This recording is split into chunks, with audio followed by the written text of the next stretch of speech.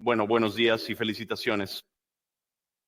Por un año, este es de hecho un día especial. Qué día maravilloso para celebrar un año de reunirnos juntos. Quiero traerte saludos de la Iglesia Comunidad de Gracia, de los ancianos y del grupo de comunión. Muchos de ustedes, como ya ha mencionado Luis, muchos de ustedes están muy familiares en el grupo de comunión. De hecho, ustedes fueron parte de ese grupo de comunión y nos despedimos. Ustedes hace poco más de un año, cuando comenzaron a hacer la transición aquí. Y ha sido maravilloso ver cómo el Señor ha hecho crecer esta comunión. Recuerdo estar en la carpa, en el patio de Yuli, y que Él me mostrara las líneas de energía donde terminó la carpa anterior, después de la tormenta de viento. Así que ver que están aquí ahora reunidos y ver a un grupo tan maravilloso de personas aquí reunidas en el día del Señor para adorar a nuestro Señor y Salvador, es algo realmente hermoso de ver. Así que estoy seguro de que, como me pasa a mí, sus corazones están llenos y agradecidos por la maravillosa gracia y misericordia de Dios en sus vidas. Conectado a eso, quería mirar esta mañana un texto de la Escritura que mente se ajusta a la ocasión en muchos niveles diferentes. Se encuentra en la carta de Pablo a Tito, y quiero ir a Tito por un par de razones. El capítulo 3 de Tito, primero que nada porque aquellos de ustedes que son parte del grupo de comunión, creo que llegaron hasta el capítulo 2 de Tito y se fueron para formar esta iglesia.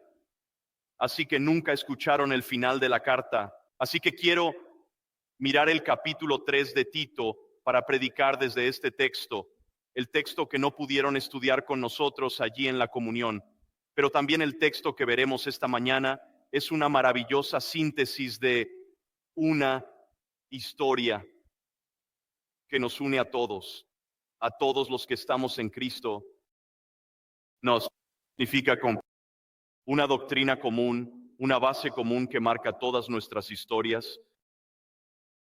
De hecho, hoy en nuestra cultura se habla de historias, especialmente con un énfasis en nuestra cultura muy individualista, subjetiva y relativista. Se escucha a la gente hablar mucho sobre historias y cada uno tiene su propia historia. Ese es el lema de nuestra era. Todos tienen una historia diferente. Y la idea detrás de todo eso es que la historia de nadie es igual. Hay una diversidad absoluta y nunca puedes forzar la historia de vida de alguien en un molde preconcebido. Tu historia es tu verdad y tu historia individual se convierte en la cuadrícula a través de la cual miras el resto de la vida, y así cada uno tiene su interpretación, todos tienen su ubicación social, cada uno tiene su historia individual, que es su verdad. A veces los cristianos también pueden sucumbir a esta mentalidad, pensando que lo que Dios ha hecho en sus vidas es totalmente único para ellos. De hecho, las iglesias también pueden pensar de esa manera. Las iglesias pueden pensar que nuestra propia historia es completamente única para nosotros. Ahora bien, hay un elemento de verdad en eso. Dios usa una variedad de circunstancias, una miríada de instrumentos para guiarnos a Cristo, para salvarnos, para hacernos crecer. Y así hay esas singularidades. Y si escucháramos los testimonios individuales, no hay dos que sean iguales en algunas de esas manifestaciones externas. Y sin embargo, las Escrituras nos enseñan muy claramente, como veremos en Tito capítulo 3, que si estamos en Cristo, todos compartimos una historia muy común. Y eso es muy importante que lo enfatizamos, especialmente en nuestro día. Por mucho que nuestra cultura enfatice la individualidad, el relativismo y la subjetividad, nuestra cultura está viendo el callejón sin salida que hay ahí. Y hay un sentido en el que algunos están despertando a la realidad de que debe haber algo más que realmente nos une. Bueno, en el mundo no hay nada esperanzador que una al mundo, pero en Cristo tenemos esa historia que nos une en una historia común, una historia que es la misma para cada uno de nosotros. Y es una historia que nos permite reunirnos en una mañana como esta, incluso si eres un invitado de otra iglesia, para juntarnos y compartir esos mismos elementos comunes, esa fe común. Y esta realidad se expresa de manera tan maravillosa en la carta de Pablo a Tito. En el capítulo 3 de Tito, vamos a ver los primeros 7 versículos, pero particularmente los versículos 3 al 7. El apóstol Pablo escribe esta carta a una congregación muy nueva. De hecho, había múltiples congregaciones que habían sido plantadas por Pablo y Tito en la isla de Creta. Pablo y Tito llegaron allí probablemente alrededor del año 64 d.C., después de que él había estado encarcelado en Roma durante varios años, esperando un juicio ante César, ante Nerón. Y por lo que podemos decir es, Nerón, en ese momento, en el 62 d.C., permitió que Pablo, un ciudadano romano, quedara en libertad. Los cargos fueron desestimados. Y así, Pablo lleva a su joven protegido en el ministerio y navegan hacia la isla de Creta, esta larga isla que está en el Mediterráneo. Comienzan a ir de pueblo costero a pueblo costero, predicando el evangelio y viendo cómo el Señor salva a las personas y cómo se forman estas comunidades alrededor de la isla. Pablo no puede quedarse, así que deja a Tito y sigue su camino. Y mientras se va, comienza a escribirle a Tito una carta que refuerza las instrucciones que Pablo había dejado a su protegido. El capítulo 3 comienza una sección final en estas instrucciones y Pablo comienza en el versículo 1, exhortando a Tito a recordar a los creyentes cretenses, recordarles que se sometan a los gobernantes, a las autoridades, que sean obedientes, que estén listos para toda buena obra, que no calumnien a nadie, que sean pacíficos, amables, mostrando toda consideración hacia todos los hombres. Ahora, ese es un alto llamado que el apóstol Pablo deja para que Tito lo transmita a estos nuevos creyentes cretenses. Y hasta cierto punto podrías pensar, bueno, esas son instrucciones bastante comunes para vivir una buena vida moral en una sociedad incrédula. Pero estas instrucciones eran todo menos ordinarias para los cretenses. De hecho, regresa al capítulo 1. En el capítulo 1, versículos 12 y 13, Pablo describe quiénes eran una vez estos cretenses. Entiende esto, la sociedad cretense, la cultura cretense era todo menos agradable, todo menos moral. Eran conocidos como piratas, vivían en una isla en el mar y eran conocidos por ser asesinos. Un tipo de personas que siempre estaban en conflicto y en guerra entre sí, eran conocidos como un pueblo depravado, entregado al hedonismo y a todo tipo de indulgencias. No había moralidad en esta isla, y Pablo dice en el capítulo 1 de Tito, cita a uno de los propios poetas de los cretenses, y dice esto en el capítulo 1, versículo 12.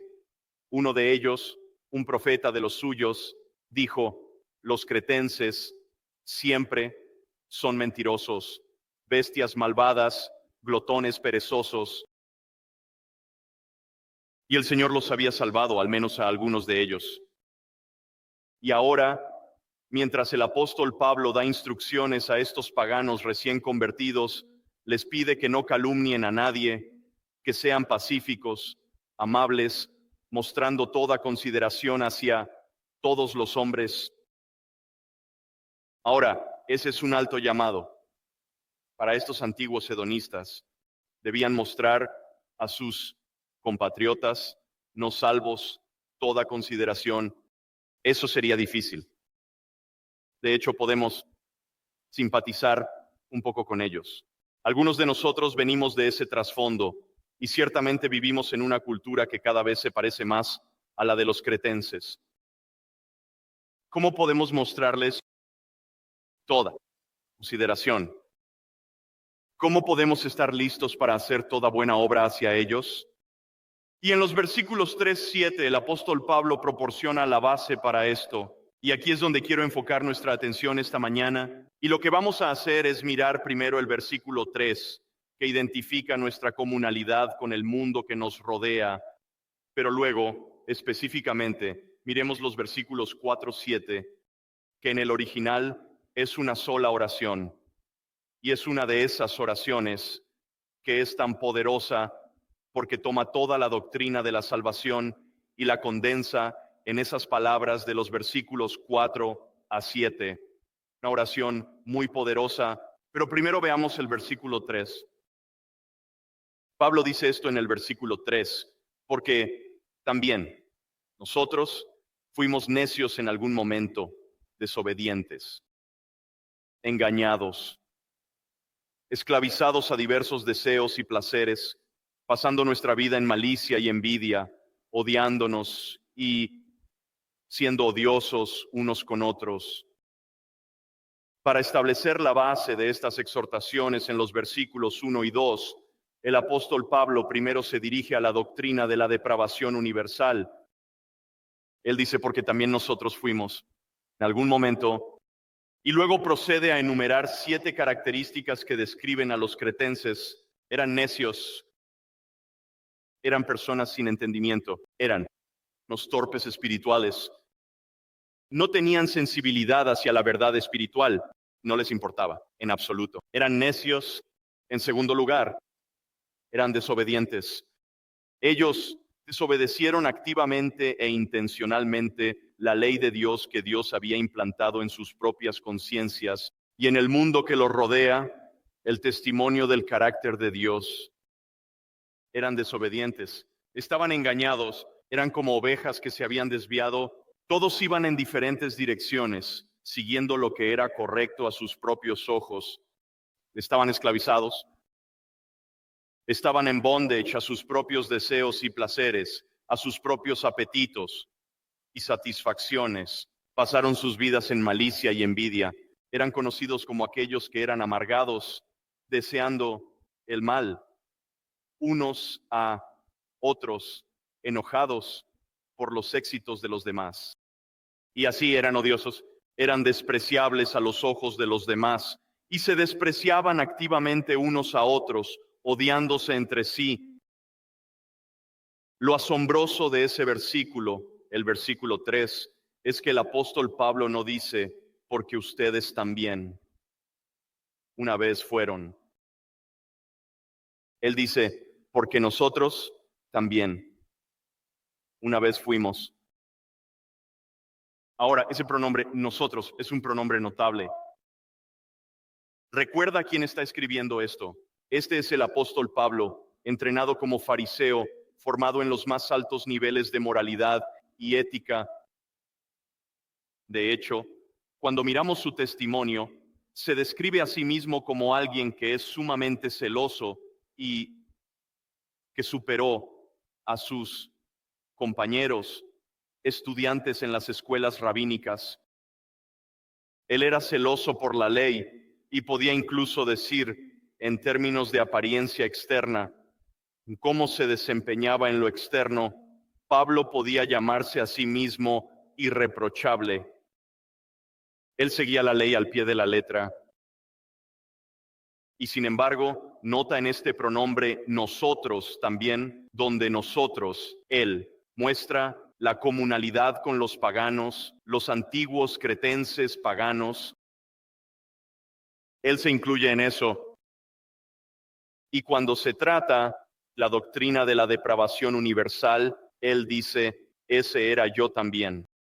Yo no era diferente que una bestia malvada, un glotón perezoso y un mentiroso perpetuo.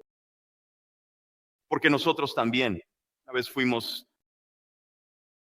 John Newton, el famoso traficante de esclavos convertido en pastor, dijo esto cuando reflexionó sobre esta verdad.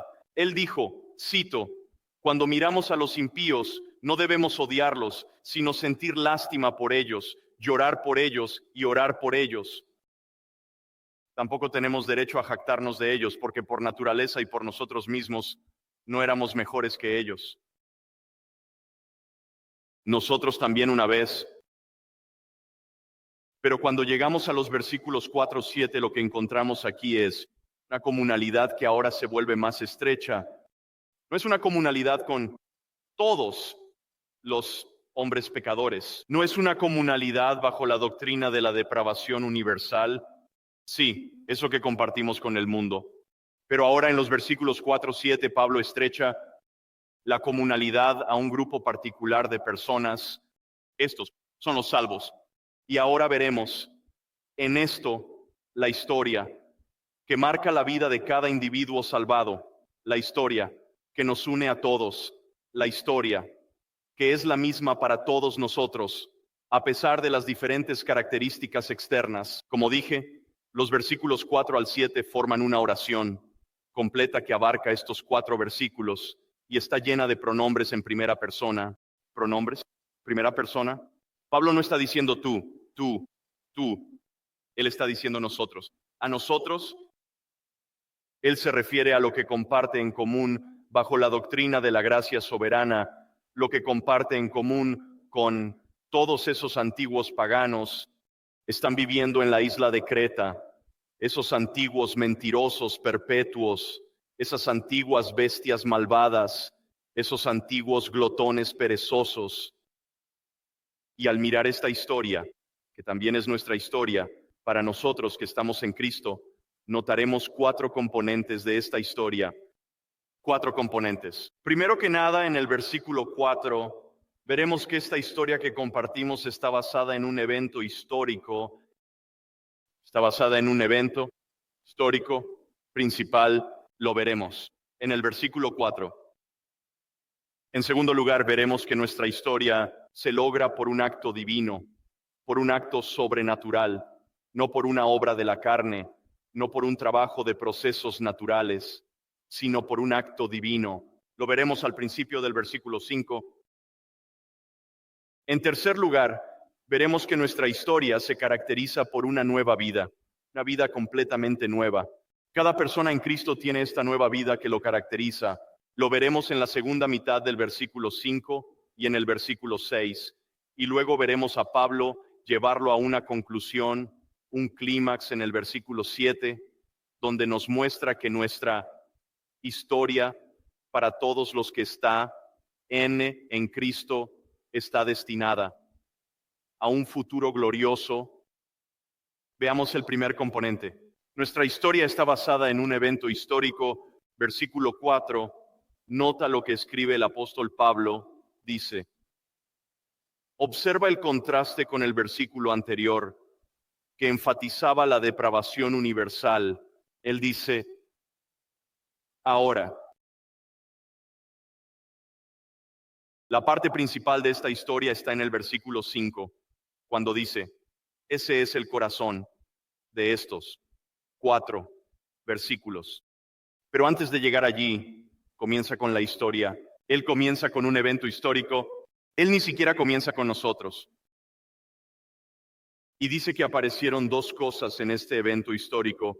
Él lo llama la bondad de nuestro Dios y Salvador y su amor por la humanidad. Ese es el evento histórico. Ahora, ¿qué significan estas cosas? Primero que nada, ¿qué significa bondad? La bondad se refiere a la cualidad de ser beneficioso para otra persona. Eres amable cuando eres útil para alguien más, sinceramente útil para alguien más. Esa es la bondad, en su forma más básica. Y es una expresión del carácter de nuestro Dios. Él es un Dios bondadoso. Él es un Dios que a partir del excedente, sus riquezas y su gloria, trae beneficio a su creación. La segunda idea aquí es que en este evento histórico apareció el amor por la humanidad. Amor por la humanidad, ¿qué es eso? En realidad es la palabra en el original una sola palabra de la que obtenemos la palabra filantropía. La idea del amor, hombre, por lo tanto, estos términos son muy similares en naturaleza. Ellos enfatizan la benevolencia de Dios, enfatizan el amor de Dios y están en total contraste con lo que leemos en el versículo 3. Nosotros mismos, una vez fuimos desobedientes y éramos vengativos, éramos envidiosos, odiábamos y así sucesivamente. Pero aquí en el versículo 4, Dios es el Dios de la bondad y es el Dios del amor por la humanidad. Y el apóstol Pablo dice que estas cualidades aparecieron y nos obliga a hacernos la pregunta, ¿cómo pueden aparecer ideas abstractas, cualidades abstractas que son invisibles? ¿A qué se refiere Pablo con esta aparición de la bondad de Dios y su amor por la humanidad? Es una referencia de una manera muy profunda a la encarnación de Jesucristo, el que encarnó la gracia y la verdad. Cuando la gracia de Dios apareció, regresa al capítulo 2, versículo 11, Pablo usa esa misma idea, cuando la gracia de Dios ha aparecido. Es una referencia a la primera venida, Cristo. Pablo ancla nuestra historia en la encarnación y dice esto: si estás en Cristo, tu historia no comienza con tu nacimiento, no comienza con tu apariencia, no comienza contigo. Tu historia comienza con alguien más. Comienza en un momento del pasado, en este momento tan crucial de la historia, el momento en que Dios envió a su Hijo. Su Hijo asumió la naturaleza humana, tomó carne y encarnó la gracia, la verdad, la bondad y el amor. Ahí es donde comienza nuestra historia, no con nosotros. Y así cuando contamos nuestra historia, siempre tenemos que recordar que no comienza aquí, conmigo. Nuestra historia debe de vital importancia comenzar con un evento histórico que ocurrió hace 2000 años y que cambió para siempre el curso de la historia humana y sin duda cambió nuestra historia. La encarnación de Jesucristo, la encarnación de la bondad de Dios y su amor por la humanidad, pero no se queda ahí como algún tipo de evento histórico, algún tipo de hecho histórico. Ahora notemos el segundo componente de esta historia y lo encontramos al principio del versículo 5. Dice así: nos salvó, no por las obras que hemos hecho en justicia, sino según su misericordia. Ahora, en nuestras Biblias, el corazón de toda esta oración, que va del versículo 4 al 7, se encuentra al principio del versículo 5. Es muy simple, es profundo y a la vez simple. Son esas tres palabras: Él, Dios, nos salvó. Pero en el original no aparece al principio del versículo 5. De hecho, aparece realmente al final de la cláusula que acabo de leer. Y así, la oración se leería algo así, comenzando de nuevo en el versículo 4.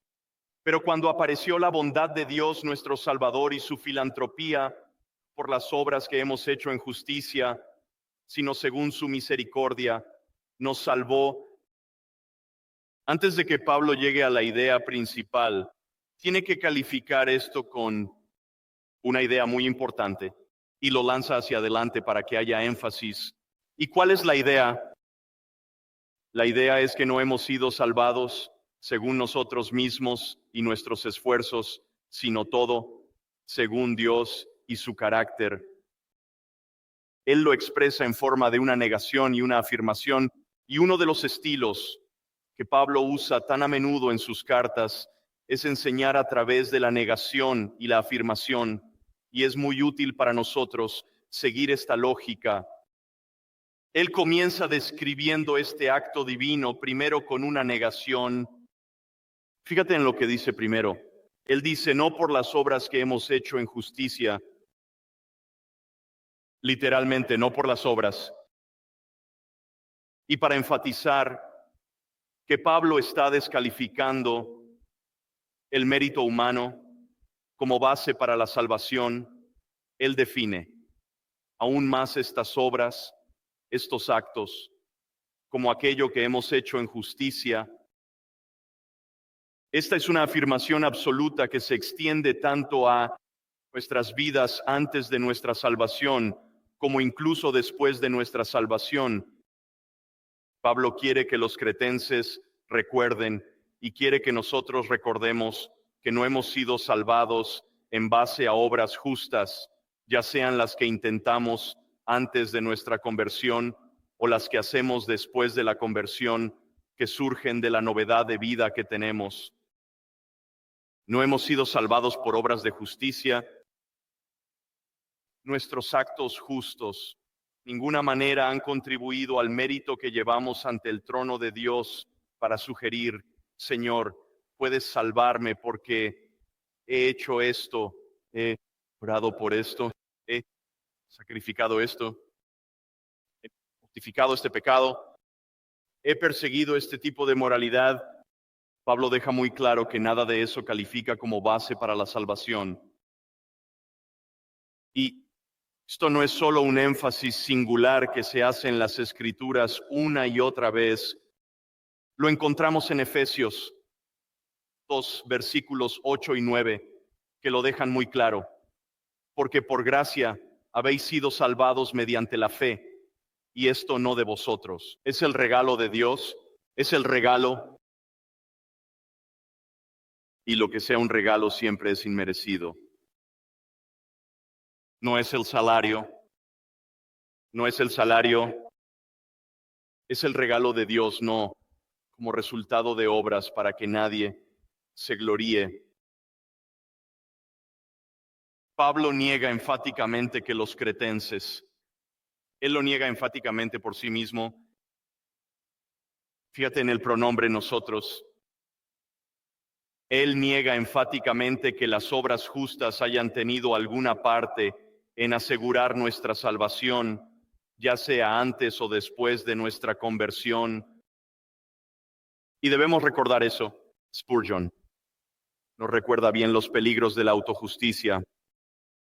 Es suficientemente malo antes de la salvación, cuando la gente piensa que puede ganarse un lugar en el cielo, que puede hacer suficientes buenas obras para calificar, pero también es igualmente incorrecto cuando aquellos que han sido salvados por gracia comienzan a caer en el camino de la carne, pensando que son sus propias obras las que los mantienen a salvo.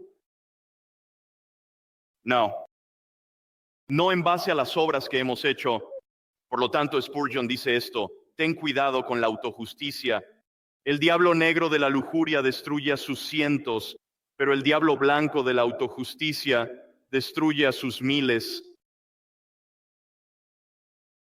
Pablo niega el mérito humano, pero luego hace la afirmación, nota el contraste, uno fuerte, pero según su misericordia. La misericordia es muy similar a esa palabra, bondad. La misericordia es esa preocupación que se expresa por alguien en necesidad que no puede resolver sus problemas. Y alguien que no merece la ayuda. Hemos sido salvados según su misericordia. Volviendo a Efesios 2, versículo 4, tenemos esta misma idea enfatizada en ese capítulo de la carta de Pablo a los Efesios, que una vez estábamos muertos en nuestras transgresiones y pecados. Una vez más, Pablo se incluye y luego dice esto: pero Dios, siendo rico en misericordia, Él, por su gran amor, con el que nos amó, nos dio vida. Él nos salvó. Y de nuevo, ¿quiénes somos nosotros? Nosotros representa aquí en este texto a los ignorantes, a los transgresores, a los perdidos, a los hedonistas, a los egocéntricos, a los despreciables, a los odiosos e incluso al fariseo orgulloso y autojusto, Pablo. Él nos salvó. No es por tu buen esfuerzo, no es la intensidad de tu celo, no es la fuerza de tu fe, no son las lágrimas de tu remordimiento, no son tus esfuerzos por reformarte, no es tu capacidad de aferrarte a Él. Todo es su capacidad para salvarnos. Y su misericordia nunca se agota. Nunca llega al punto en que se agote, donde sea demasiado débil para salvar. Un teólogo dijo esto: todas las demás religiones del mundo son religiones del hacer, pero el cristianismo bíblico, es la religión del hecho. Podrías parafrasear eso de otra manera y decir que todas las demás religiones del mundo son religiones de mí. Es una religión de lo que tengo que hacer. Es una religión de mi esfuerzo que de alguna manera juega un papel. Toda. Pausa. Religión, todas las demás religiones fuera del cristianismo bíblico enfatizan el yo,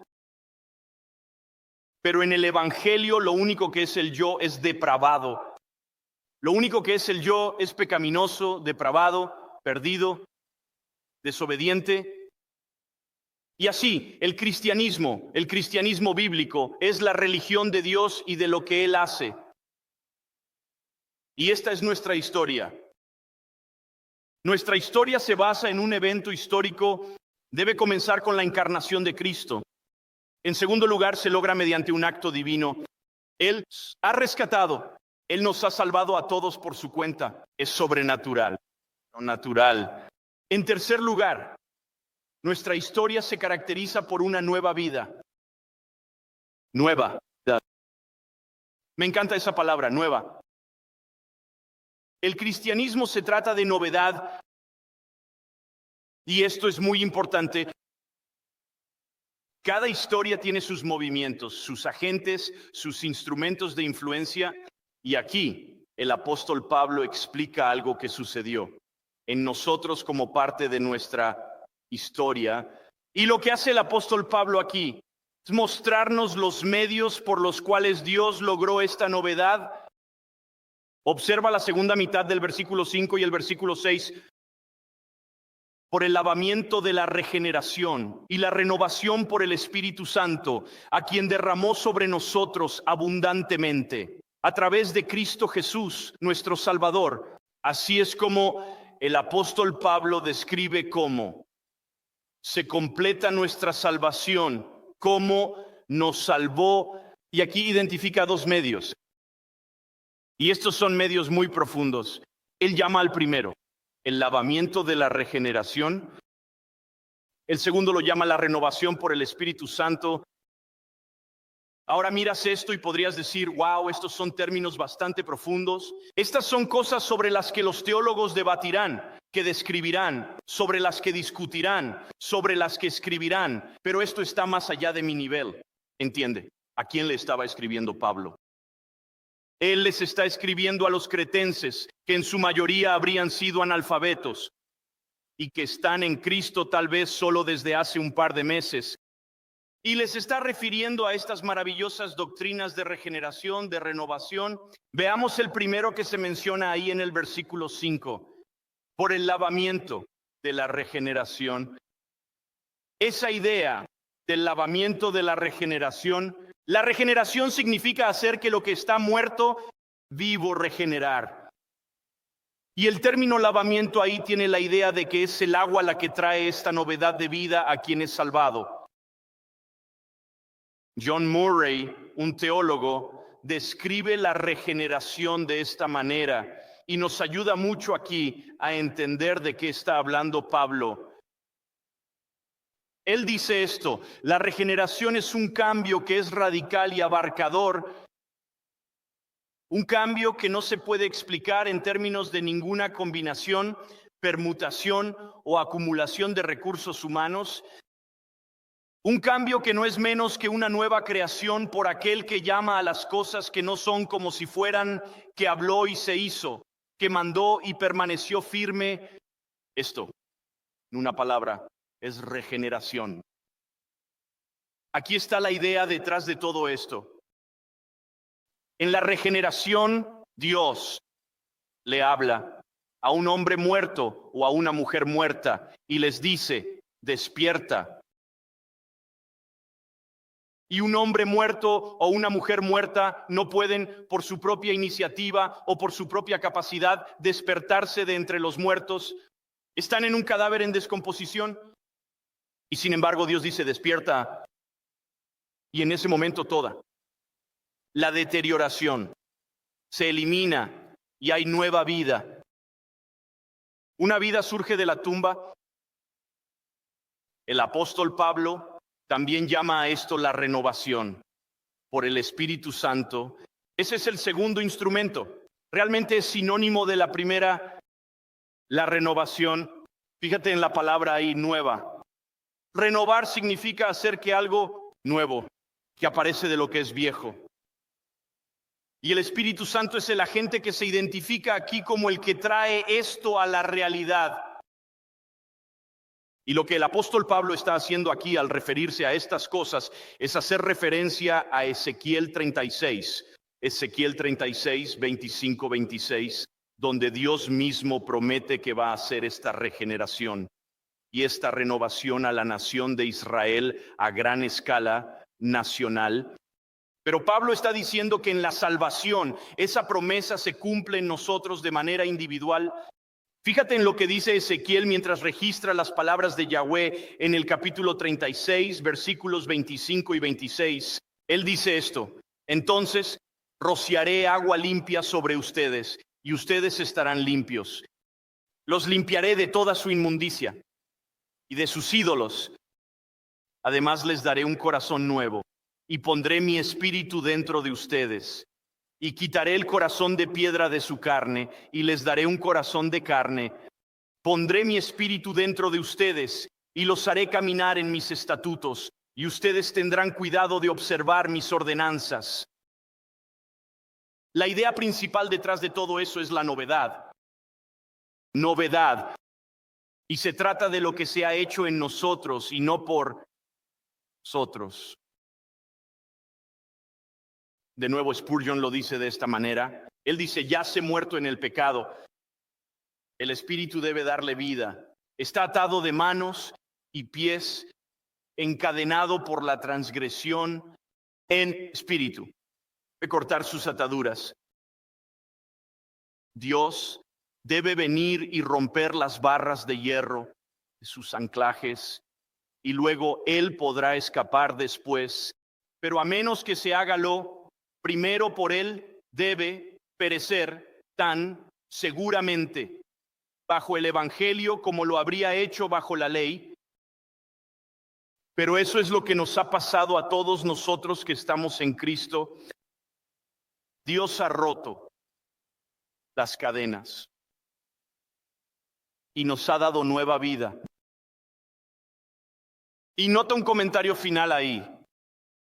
Él habla del Espíritu que ha sido derramado sobre nosotros de manera abundante. El Espíritu es esa persona de la Trinidad que está más asociada con el dar vida y se le ha dado a cada creyente, a cada persona salvada, solo suficiente para salir adelante. El término que se usa es que se nos ha dado a nosotros como creyentes de manera abundante, que significa más que suficiente. Y creyente, tal vez no pienses en esto lo suficiente.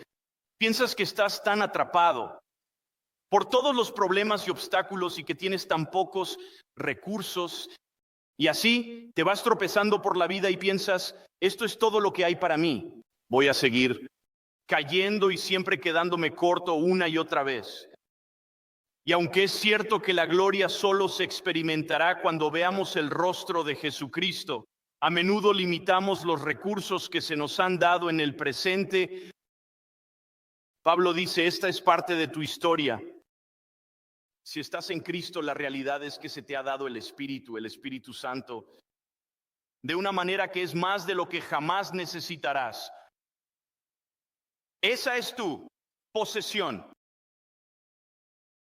Esa es nuestra historia. Se basa en un evento histórico se logra por un acto divino. Se caracteriza por una nueva vida. Y número 4, está destinado a un futuro glorioso. Está destinado a un futuro glorioso. Observa, versículo 7. El apóstol Pablo trae esta larga oración, esta maravilla, un maravilloso resumen soteriológico que llega a su culminación aquí con la altura que dice, para que, siendo justificados por su gracia, seamos hechos herederos, según la esperanza de la vida eterna. Observa las primeras palabras del versículo, para que describa el propósito de toda esta actividad de salvación. Describe el propósito de nuestra historia. Tiene una realidad que apunta hacia el futuro. No se queda aquí y tampoco debería quedarse nuestra historia. No se trata solo de lo que es cierto en el pasado, no se trata solo de lo que es verdad sobre nosotros en el presente, sino que nuestra historia debe contener este elemento sobre el futuro. Todos nosotros tenemos un futuro y está garantizado y es glorioso. No hay nada arbitrario en lo que Dios hace en la salvación. Nada queda a un destino ciego. Nada queda en incertidumbre.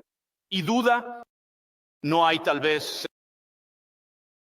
Pablo dice, habiendo sido justificados, vuelve a usar un término maravilloso de salvación. La justificación es la declaración de justicia. No solo la declaración de inocencia, sino la declaración de justicia. Él dice esencialmente, habiendo sido declarados justos. Y eso es importante porque tú y yo sabemos que no somos prácticamente todos justos todavía. Los cretenses ciertamente lo eran.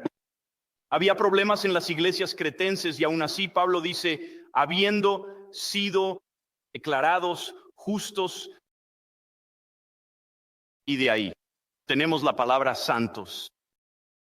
Habiendo sido hechos santos, no siempre vivimos esa vida de santos. De hecho, nunca lo logramos en un sentido práctico, pero somos santos.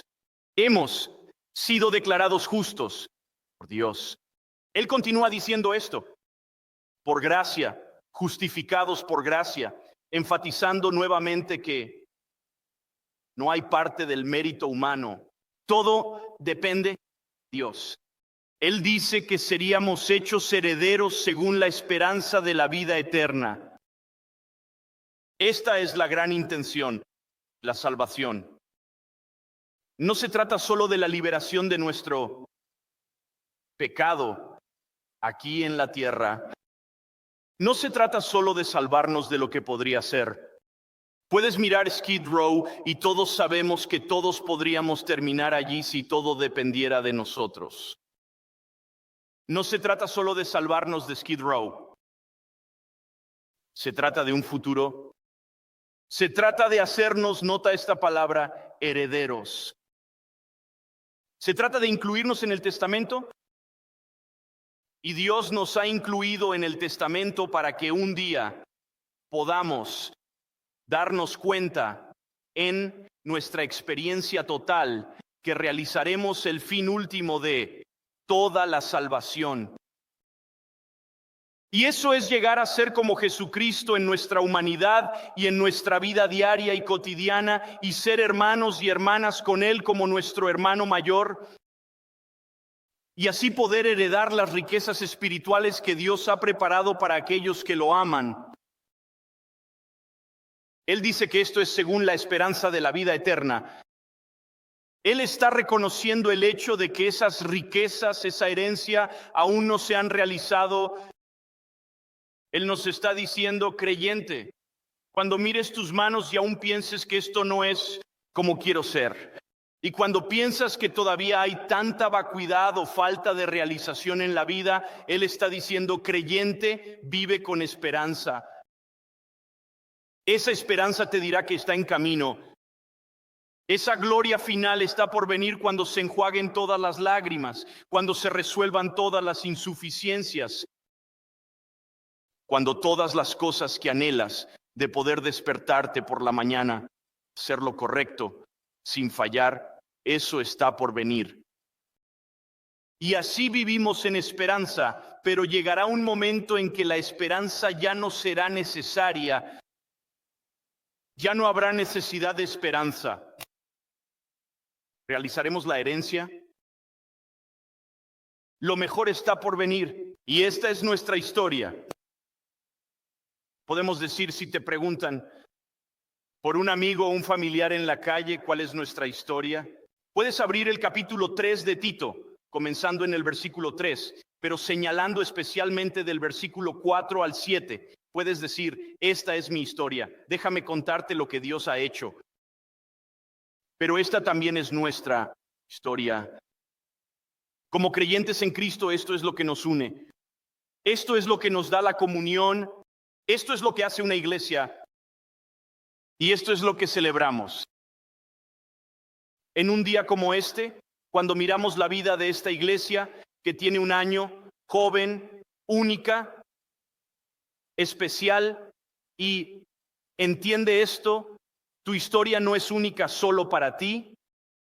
Esta misma historia ha sido vivida por innumerables otros creyentes a lo largo de toda la historia. Estás unido a ellos en esto.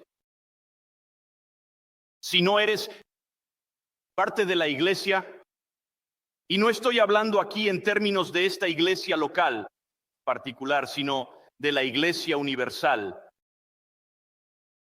Si no eres uno que puede contar esta historia, entiende esto. No puedes reclamar esta historia aparte de Cristo. Todas las cosas maravillosas que hemos visto, toda la maravillosa esperanza, la maravillosa gracia, la misericordia y el amor, esas cosas que se nos mostraron de manera tan vívida. Si no has venido a Jesucristo y creído en Él como tu Señor y Salvador, si no te has apartado de tu pecado y mirado a la cruz y dicho, esa es mi única esperanza y no hay nada más que pueda salvarme, si eso no eres tú, esta no es tu historia, pero puede convertirse en tu historia. El mismo apóstol dijo, si crees en tu corazón que Dios levantó a su Hijo Jesús de entre los muertos, asumiendo la encarnación de Jesús, si crees eso en tu corazón con sinceridad y si confiesas con tu boca, Jesús es el Señor, serás salvo. Y para ti esa es la invitación, no te vayas hoy. Amigo, no te vayas hoy estando fuera de esta historia. Porque fuera de esta historia, lo único que se aplica a ti, regresa al versículo 3, eso es lo que se aplica a ti. Nada más. Pero no necesitas seguir siendo una bestia malvada, un glotón perezoso, un mentiroso perpetuo. Puedes experimentar el amor de Cristo. Es el momento. Oremos.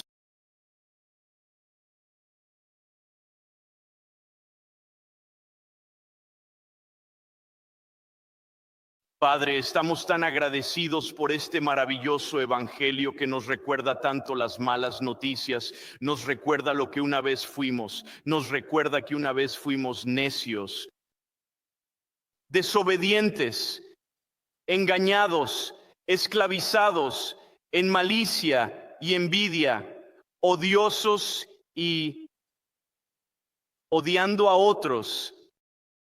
Sin embargo, este evangelio nos recuerda que tú fuiste el que nos salvó. Y ahora, al venir a celebrar la mesa del Señor, venimos a recordar ese evento histórico. Venimos a recordar la aparición de bondad y tu amor por la humanidad.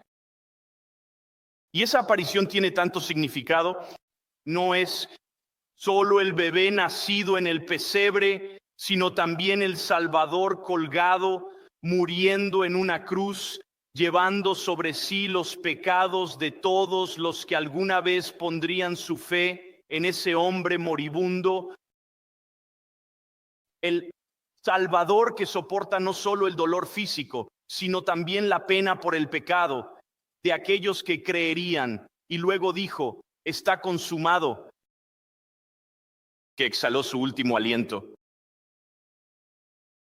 Y luego, 3 días después, resucitó de entre los muertos.